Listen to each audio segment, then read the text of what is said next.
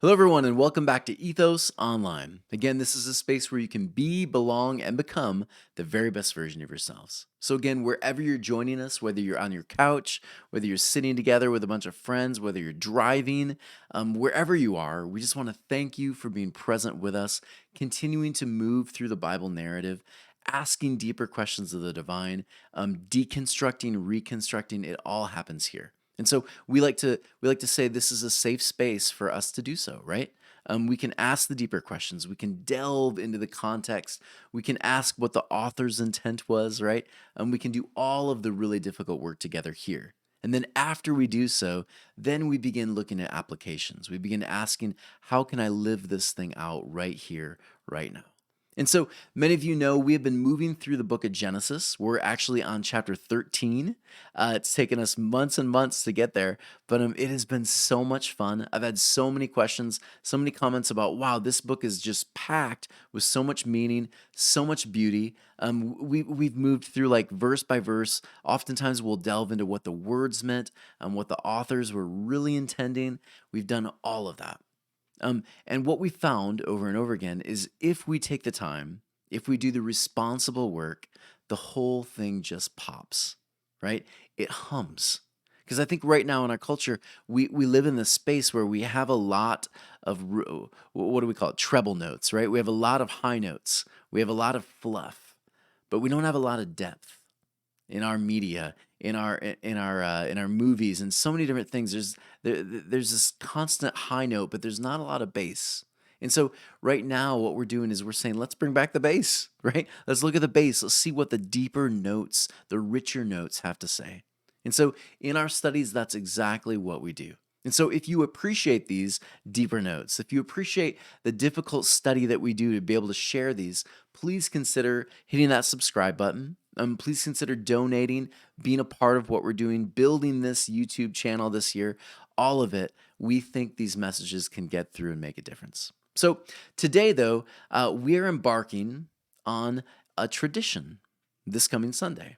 And so we wanted to take a minute out of our time together in Genesis. We wanted to take a break from that and celebrate a tradition that is very common in America and honestly worldwide. And the tradition I'm discussing here today is Easter. Because on Sunday, it's not only my birthday, but it's Easter. It's Easter Sunday. And so let's talk about today. I'm just going to move through some concepts about Easter Sunday. I'm going to give you a little to chew on. And then what my hope is for you is after I give you some ideas, some concepts, historical concepts, different ideas of application, what this narrative meant to the people reading it, all of that. What I'd love for you to do is go back and read the narrative again yourself. Right? Pick up Matthew, read through the cross moment. Right, this moment where Jesus hangs on the cross, the 3 days, and then the resurrection. Read through the story.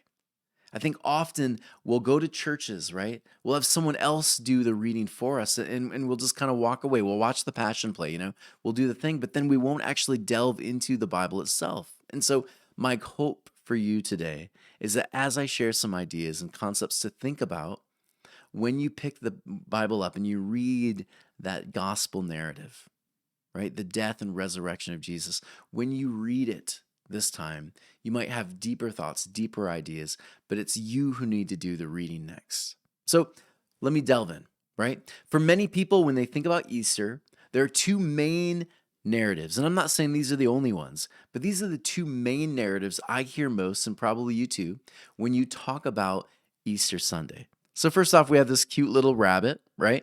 It's cute. It's Hallmark, right? J.C. Penney's thrives on this. Chocolate everywhere, right? We are celebrating. Many people will celebrate hiding Easter eggs, right? And for many people, they understand the significance of this. This was a celebration of life for many different civilizations in the past, right? Not actually Christian, right? So this time at Storo, we understand that celebration. Some would call it pagan. Some would call it just another civilization celebrating the concept of birth, fertility, and their gods.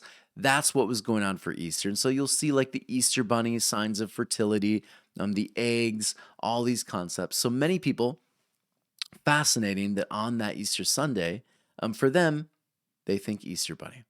They think fertility, right? They think hiding the eggs. That's where their mind goes. Easter Sunday.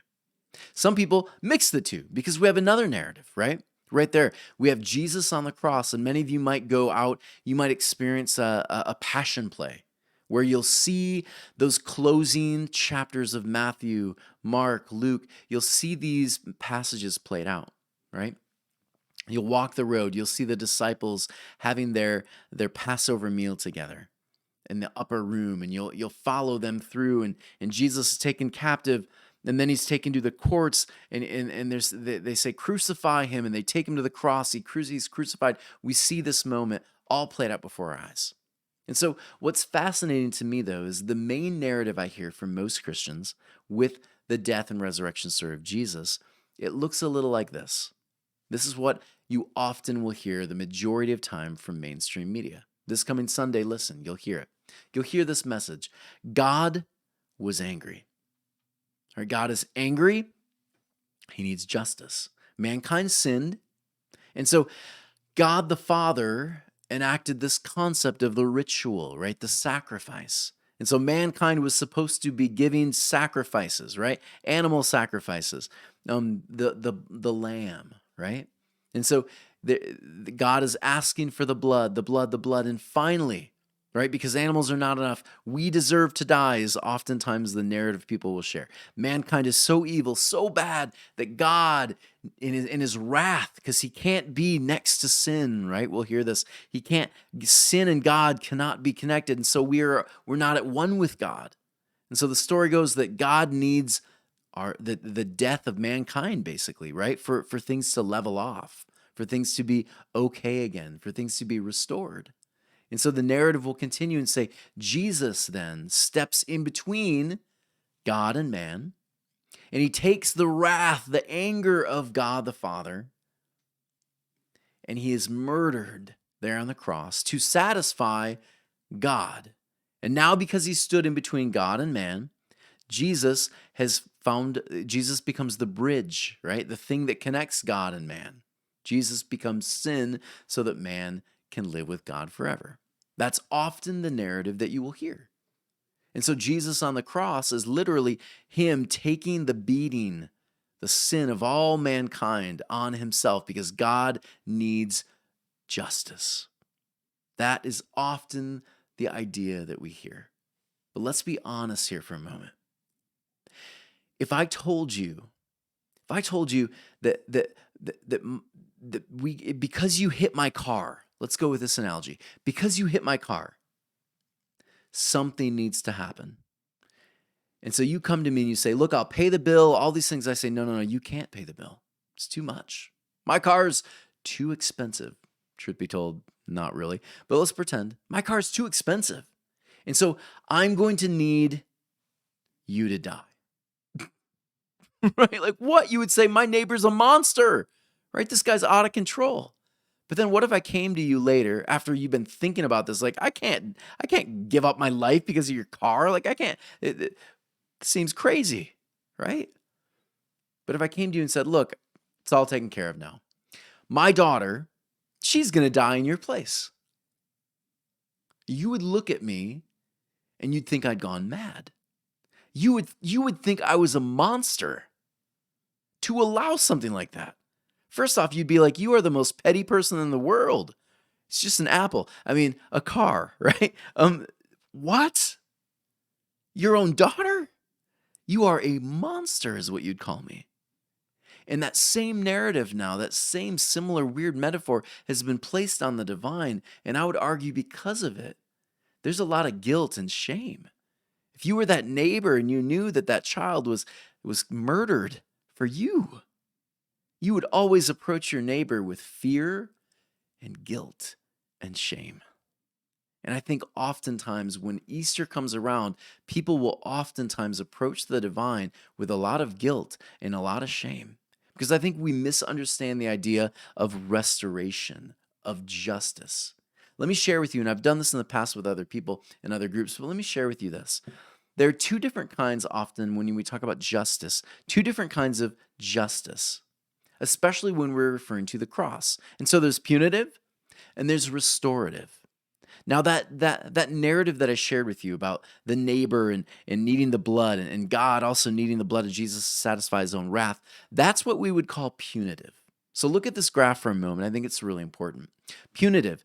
Punitive would say Jesus is presented as this perfect offering to God. God needs blood. He needs his wrath satisfied. And so Jesus becomes this offering so that we don't have to suffer, right?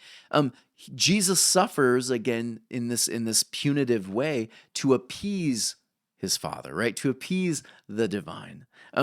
This is basically the culmination of Jesus' ministry. The whole reason he would be here then is basically to pay a penalty for sin. That'd be the whole reason for the narrative. And many people believe this. They believe Jesus, the gospel story, all of it, Matthew, Mark, Luke, and John, it's all really all about this one main message. Jesus pays the penalty for your sin. Now, there is a different approach. It's a more Hebraic approach. It's how the Jews would have viewed it. And this we call restorative. And so in the restorative approach, this is an interesting perspective. The restorative approach says this: Jesus models the values of the kingdom of heaven. Over and over again, you'll hear Jesus say, I came to show the kingdom. I came to bring the kingdom here on earth. The kingdom of heaven is among you. It's here, it's there, it's within me.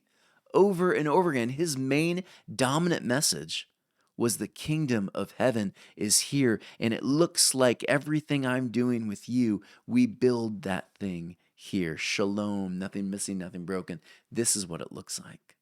The restorative approach says everything Jesus does is connecting to the concept of this beautiful kingdom come reality.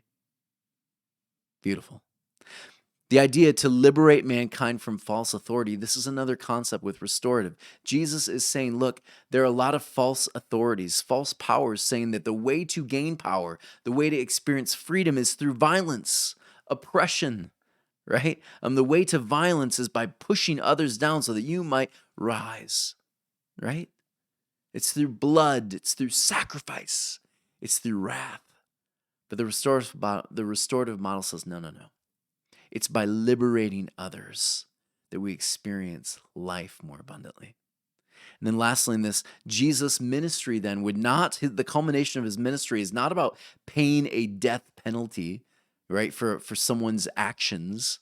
The culmination of Jesus and the resurrection story is that the death, the pain, the brokenness can be overcome. We can overcome brokenness. We can overcome evil in the world.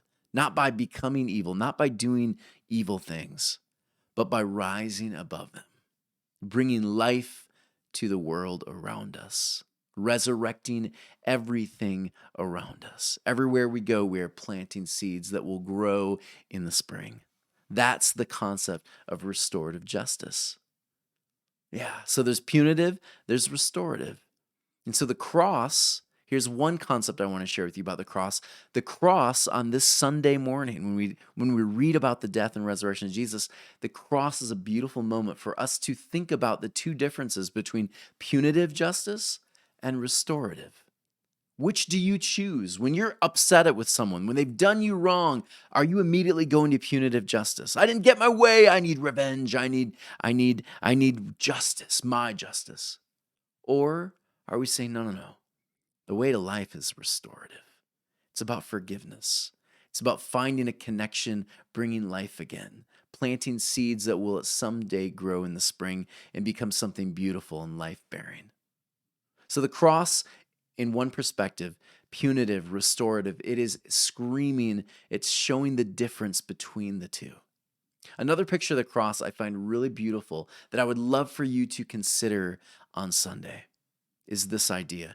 The cross is a beautiful picture of the path home. Yeah. And as we've been studying Genesis, I know many of you have already made the connection, right? We talked about the path home, right? The path toward Canaan, the path toward the promised land. It's not easy.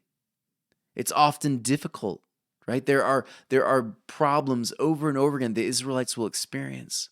But the path home is so beautiful The whole point of the path home is that you, the protagonist of your own story, you grow, you shift, you evolve. And when you finally come to that place, you're able to fully abide in it. You become changed. You might have a limp at the end of that, right? Again, Jesus, we're told in the story, he's got these scars and they stay. Again, the idea is the pain, the brokenness, it leaves scars. It really does. And many of us have lived this, haven't we? We've gone through the pain, the brokenness. You have dealt with some things, haven't you?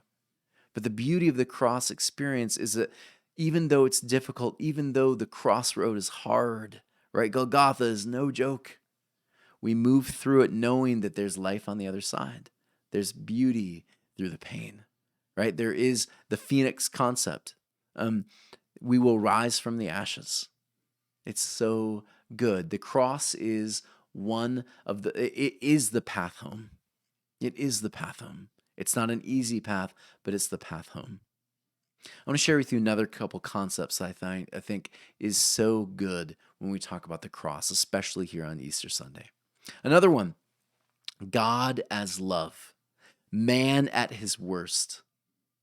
So there's this old poem written many, many years ago, and it's Sinners in the Hands of an Angry God, Jonathan Edwards. He wrote this, and it's very much all about this God that is so angry, so wrathful, and he's holding mankind in his hands, and he's saying, don't you mess up. You're barely holding on here. I could let you go at any time. But the cross is an absolute affront to that poem, an absolute affront to the idea that the divine is standing there and holding man just above the fire, ready to let them go. The cross, what the cross does here is he says, no, no, no. It's God, it's the divine in the hands of an angry crowd. Totally flips it upside down. The cross is this moment where we see violence, we see the worst of mankind.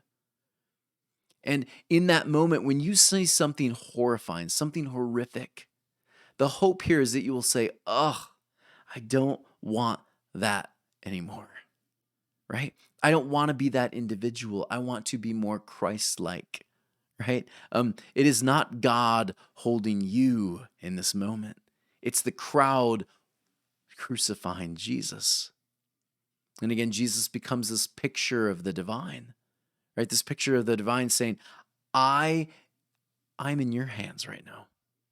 I am so merciful, so loving. What a huge jump, right? What if I told you the divine has no interest in punishing you? The divine has no interest in punishing you, dropping you in the flames. The divine only wants what is good for you. The divine is who hurts most when the world goes to crap. That is such an interesting shift in this moment. Yeah. And so again, the violence we see there, it is the concept of God in the hands of angry sinners. What an interesting shift the cross can take for us. Another picture you might find here, really interesting. On the cross, what we see here, one of my favorite quotes about the cross, Martin Hengel, he says this, the cross was a form of execution which manifests the demonic character of human cruelty and bestiality. Here's the thing. Mankind. Think about this word, mankind. To be human. To be human is a good thing. To be human is a great thing. And that's why oftentimes when someone is acting, when they're acting cruel, we would say it's inhumane, right? It is not a humane thing to do, a human thing to do, to hurt and kill and murder and crucify and destroy. That is not a human thing to do. And so when we act out, when we execute, when we hurt, when we crucify, we are going against the very way we were created. We have evolved, right? We're going against the very rational, logical things that make us human. That prefrontal cortex that says, look, that thing hurts someone. Why would we do this thing? Right? We have deep inside of us this ability to care for people, to love people. And that's what makes us human, set apart from animals oftentimes, right?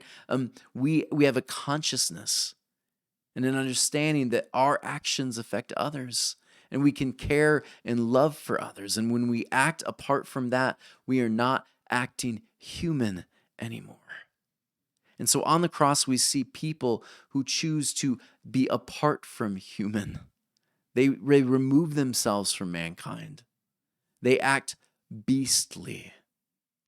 Interesting perspective, right? How many times in our culture have we seen people stop acting like children of God and start acting like absolute beasts toward one another? We'll shoot each other. We'll kick each other. We'll rape each other. We'll do all these terrible things. And when we are doing those things, we are not reflecting the divine that is here, kingdom of heaven, here, reality right here among us, inside of us, all around us. We're reflecting something else that is not here, but outward. We're acting beastly. And on that moment on the cross, when Jesus is being crucified, the crowd has a moment to choose to be human or beastly. And we're told in this moment that the crowd is so overcome with anger, jealousy, hate, cruelty, that they choose not to be human, not to act human.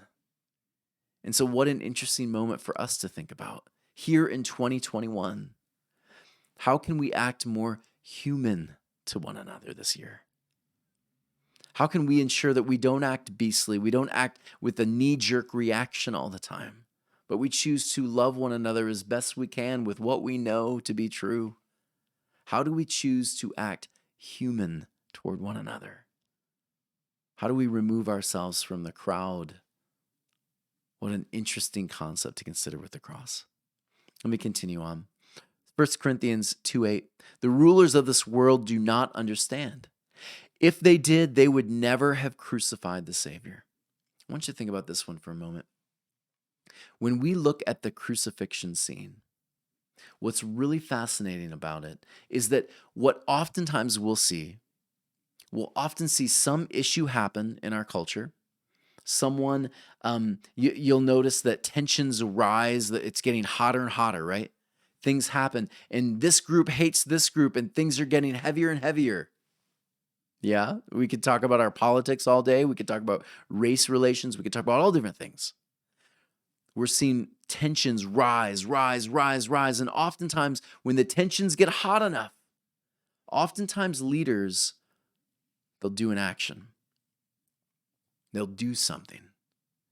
And in the past, the Hebrews and the ancients, what they called this moment, when things got so hot, so bad, there was about to be some fire, right? Jerusalem at that moment was like a tinderbox. It was ready to explode, right? There was so much anger, so much tension built up between the Jews and the Romans. And what do the political figures of that day do? And the religious leaders of that day do? Well, here's what they do. And here's what they've always done. And here's what they continue to do. They find a scapegoat. They find someone, something to put all of the anger, all of the frustration on. Because they know, if I can get you so distracted by this person, this thing, if you can put all your anger and your hate on this thing, this person, then the system doesn't actually have to change, does it? We can just get you so riled up that you will come together. But you'll come together in a really damaging way. And the leaders who have caused you to do this, they'll walk away laughing because all they've done is distract you. And the religious, the political system, whatever the thing is, it won't really change because the issues, the underlying deep issues weren't actually dealt with. All you did was just satisfy this inhumane need for blood. And so what happens with Jesus on the cross, he becomes the scapegoat. He becomes the scapegoat for the Jews and the Romans and all of the anger and the hate. He becomes this interesting scapegoat. And if you read long enough into Leviticus, Deuteronomy, what you'll understand is the Jews have been sacrificing animals for a very long time. They felt their gods needed a scapegoat, right? They felt the divine needed some kind of scapegoat to be satisfied. And what's really fascinating about this, if you put Jesus in the place of this beautiful picture of God, what's happening here is Jesus is saying, look, I never wanted sacrifice. If you want it that bad, then I'll be it. I'll take on your anger, your hate. I'll take it on. I'll take on all of it.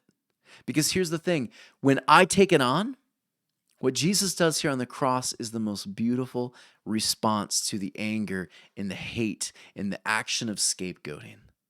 What Jesus does here is he flips the script. And as the religious and the political systems are crucifying Jesus, he turns and he says, Father, forgive them. They know not what they do. They know not what they do.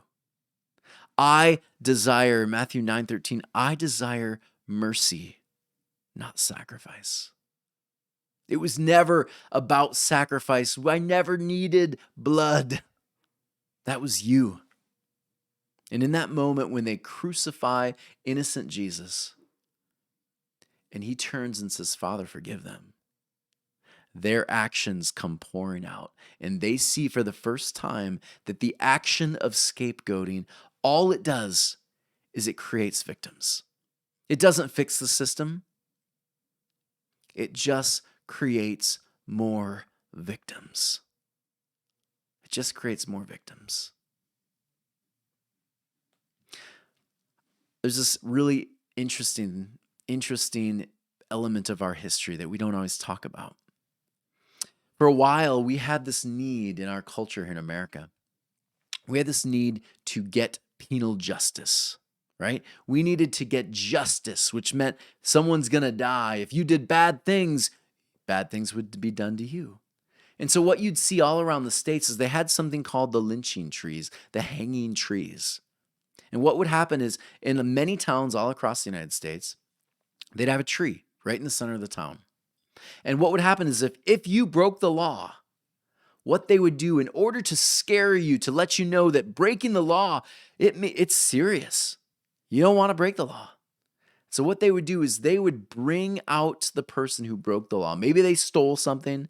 Maybe they did something worse. Maybe they murdered someone, whatever it was. What they would do is they would take that person to the middle of the town and they'd hang them on this large tree in front of everyone to see. And they'd let the bodies sit and hang there for days in order to send the message that, look, we're not light on crime. We take it seriously. We seek justice in the town of fill in the blank. Now, what happened, though, over the years, as the years passed from the 1850s until well into 1960s, what happened, though, is the lynching trees in many states in the South started to move from a judicial thing for all people, and it became a racial thing. And so what you'd see is black men and women and children would often be hung on these trees. And so if a black man came into town and he was accused of something, even if he was innocent, what they do is they'd hang these men from the trees. If you weren't a good worker, they'd hang you from the tree. And so what African American people found as they were working and living in these towns is that they would see the bodies of their mothers, their fathers, their children hanging for days and days on the lynching trees. And the majority of those trees, we know historically, they held innocent people whose only sin was being black. And so there they would hang on the lynching trees. And what we know to be true, this group of people, what they saw is they saw something so terrible, so broken, so unjust, that it was just destroying them. But this is when the narrative of Jesus came in for them.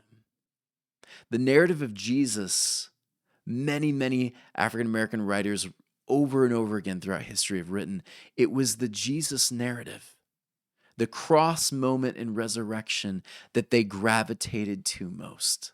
Because for them, when they read the story of Jesus, an innocent one on the tree, dying for the sins of the crowd, they saw themselves there. And so the cross for them, as they would sing these new spirituals that they would write, as they saw their fellow men on these trees, what the cross meant for them was, me too. Me too. Jesus was saying, in your brokenness, in your pain, in your injustice, me too. And don't forget, friend, that there is life on the other side of brokenness. There's life around the corner. Do not give up. Keep fighting the good fight. This cannot last forever. They have on the cross this moment with Jesus saying, me too. Me too. Now here's the beauty of me too. If you are a Jewish person and you are reading the story, the death and resurrection of Jesus, understand this. You are reading this in 70 AD, and your temple in Jerusalem has been destroyed. And you've seen all your relatives who weren't able to run to the hills murdered before your eyes. And what story do you suppose connected to you the most while you are watching your family and friends, children die in front of your eyes? The story of Jesus again. And so for them, the story of Jesus was another me too. They saw themselves, they saw their nation, they saw themselves in Jesus. And so it's interesting, when you read Psalm 22, it's no wonder that you see it kind of repeated in the Gospels. Psalm 22 is not a prophetic thing of like saying, oh, someday Jesus is going to come. That was not the point of Psalm 22. Psalm 22 was a chapter that was read during a time where they would celebrate Passover. The moment where they believe God would help them pass over the brokenness, the pain, and bring them into new life out of captivity. They saw themselves in the sacrifice. They saw themselves as the lamb, the one that was broken over and over again because of the sins of the world. That's how they saw themselves. And so when they read the most popular chapter of Psalm for Passover, it was Psalm 22. And so no wonder the writers, whether you believe Jesus literally says this or the writers are inserting this to make the point, me too, this is what Psalm 22, what you'll find there. And read it for yourself, please. Psalm 22, here's a couple quotes I pulled from that so you can understand the significance here. For them, again, they saw me too. They saw themselves, Israel, in Jesus. And so it says here, my God, why have you forsaken me? Why are you so far from saving me, so far from my cries of anguish? My God, I cry out by day, but you do not answer, by night, but I find no rest. Isn't it fascinating that these words are placed in the mouth of Jesus on the cross? There's a reason. The reason is me too, Israel. Me too, right? This is what the psalmist was speaking about. He was saying, I am Israel. I am broken. I'm sad. Where are you, God? I'm in anguish. Babylon has taken us captive again. Where are you, God? Here's another place in Psalm 22 that might connect with you when you think of the crucifixion scene. All who see me mock me. They hurl insults, shaking their heads. He trusts in the Lord, they say. Let the Lord rescue him. Let him deliver him, since he delights in him. Again, for Israel, when they were broken, when Babylon, when Egypt, when Greece, when Rome took them captive, it felt like the world, the nations were mocking them. It was painful for them. And on the cross, in this narrative, their reading of Jesus on the cross, they see themselves there. They see their history of oppression and brokenness. They see it before their eyes. They're reminded of their own journey when they see these words come out of Jesus' mouth. Watch this next one, Psalm 22. Dogs surround me. A pack of villains encircle me. They pierce my hands and my feet.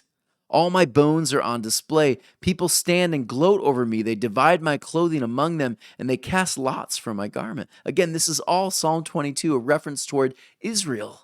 So again, when the authors have these words coming out of Jesus' mouth, understand if you are a Hebrew person, if you are a Jewish person, and your temple's been destroyed again by the Romans in 70 AD, you are seeing yourself there. It's unjust. It was wrong. And you're seeing it there.